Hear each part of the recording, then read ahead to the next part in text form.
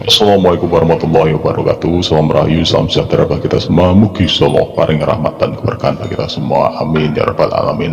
Setelah kemarin kita membahas tentang putaran keris yang sangat banyak, itu kok dari apa? Makanya kita bahas lagi tentang apa yang namanya adalah bagaimana orang-orang itu mendapatkan pusaka yang dinilai asli, semua mengakunya asli loh ya. Terus bagaimana cara dan mendapatkannya, Le? Nah, itu adalah prosesnya. Ini prosesnya ya. Yang pertama adalah pusaka itu ketika datang kepada seseorang atau didapatkan oleh seseorang itu melalui dua tahapan.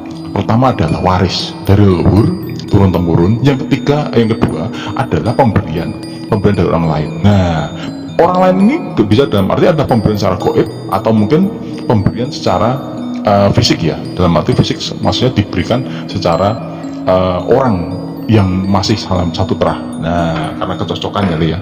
Nah, ini sebenarnya masih ada satu lagi itu adalah tangan dari pembelian. Dalam hari ini ada pembelian ya, pemberian dengan cara memahari dari satu garis yang masih ada dokumennya. Dokumen dalam hari ini adalah dokumen terah dalam satu garis keturunan yang mendapatkan bahwa silsilah dari keris itu atau pusaka itu adalah asli. Nah, ini yang valid sebenarnya ya, tetapi wallahu alam, tapi kan itu bisa dikatakan. Nah, kita bahas satu persatu ya. Yang pertama adalah keris itu adalah keris turun temurun.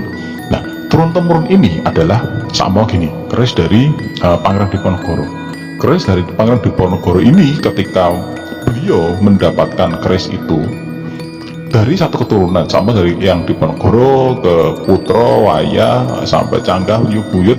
Nah, itu sampai generasi keberapa? Maksimal generasi kelima masih bisa bertanggung jawaban garis lurusnya, walaupun kita tidak tahu ada dokumen aslinya, kita tidak tahu. Nah, itu masih bisa dirunut. Ya, itu masih kelihatan. Yang namanya keturunan itu kan ya, itu valid lah. Ini dari mbah, bener mbah kita ada beli, tapi kan bukti validnya ada dokumen. Nah, ini masalahnya. Nah, terus nanti tinggal kita payah nih, bener nggak secara batiniah selaras dengan energi dari keturunan, pasti selaras deh kalau memang bener loh ya. Nah, itu yang kedua adalah mendapatkan secara goib. Nah, pemberian ini loh ya, pemberian secara goib atau secara doir. Pemberian secara goib ini bisa narik, bisa riadoh, bisa laku ritual. Nah, terus mendapatkan. Nah, sampai ketemu Pangeran Diponegoro, sama kita bahas keris dari Pangeran Diponegoro ya. Terus ketemu Pangeran Diponegoro diberikan keris ya, kita nggak tahu lah seperti apa kerisnya. Terus kita bawa karena keampuhan itu kan kelihatan deh. Nah, tetapi kita tidak tahu nih apa benar itu memang kerisnya Pangeran Diponegoro, karena itu sifatnya gaib. Hanya orang yang ketemu, yang menemukan, dan orang yang lebih tinggi saja yang tahu. Kadang orang yang lebih tinggi melihat, oh ini bukan dari keris Diponegoro, ini dulu keris memang zamannya Diponegoro, tapi bukan dari Pangeran Diponegoro, karena kan lebih tinggi ilmunya, jadi kodamnya juga takut, akhirnya terbuka nih. Nah, itu.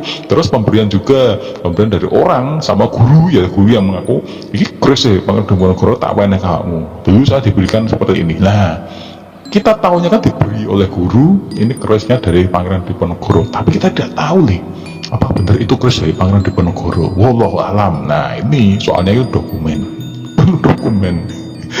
Nah, yang ketiga ini yang valid nih. Ini adalah pemberian dari keturunan dari garis lurus ke atas, satu garis terah yang masih dalam satu valid.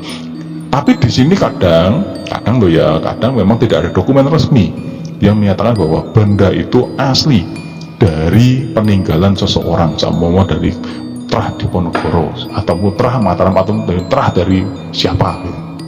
Tetapi yang namanya garis keturunan itu kalau dirunut nanti ketemu, auranya pun nanti istilah apa ya, selaras dari pemilik sampai ke atas sampai masih ketemu.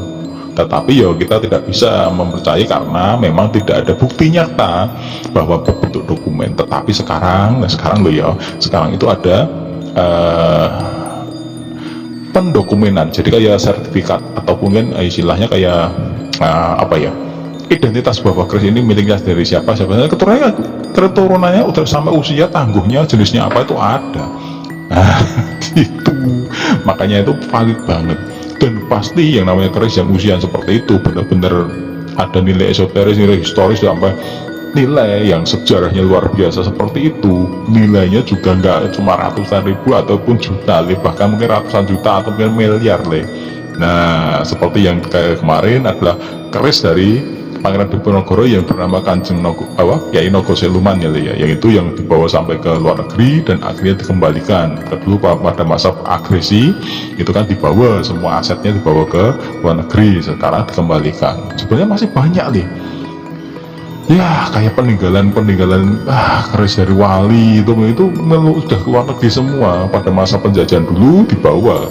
Tetapi ya kita tidak tahu, hanya mereka yang memiliki ilmu yang lebih tinggi soal dokumen dan arsip tahu itu barang itu asli. Wallah alam. Tetapi ya seperti itu. Nah, yang pasti yang namanya kita tahunya keris itu tadi seperti itu. Jadi paling tidak ada runutan dari keturunan dari kita mendapatkan, ataupun dari file atau mungkin dan nanti ada bukti dokumen bahwa itu ada peninggalan dari orang yang bersangkutan. Kalau tidak itu hanya mengaku-ngaku. Wah, banyak yang mengaku ini tongkatnya Pak Karno. Tongkatnya Pak Karno ini bukti nendi lah kan, yang fotonya lah itu apakah benar tuh yang itu yang kadang aja yang diberikan yang pada keturunan aslinya putra-putranya itu belum tentu itu asli, karena memang dulu kayak yang bahas bicara sebelumnya itu kan ada putra jadi dibuatkan duplikat agar semua itu komanan keduman. Nah itu keduman iso tinggu warisan. Nah gitu loh Nah, semoga ini bermanfaat. Nanti kita bahas lagi tentang apa yang namanya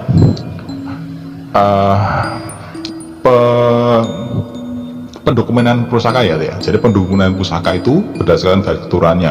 Bener nggak ini ada pusaka keturunan dari leluhur A sampai sampai ke atas, sampai ketemu nanti sampai Brawijaya pun bisa, insya Allah. Tetapi kita tidak tahu apakah ini valid atau tidak. Hanya ada beberapa orang yang tahu ilmunya ya. Kita hanya bisa mengetahui dari segi tahu jadi aja ya. Nah itu Nah sekian dulu, semoga ini bermanfaat. Wassalamualaikum warahmatullahi wabarakatuh.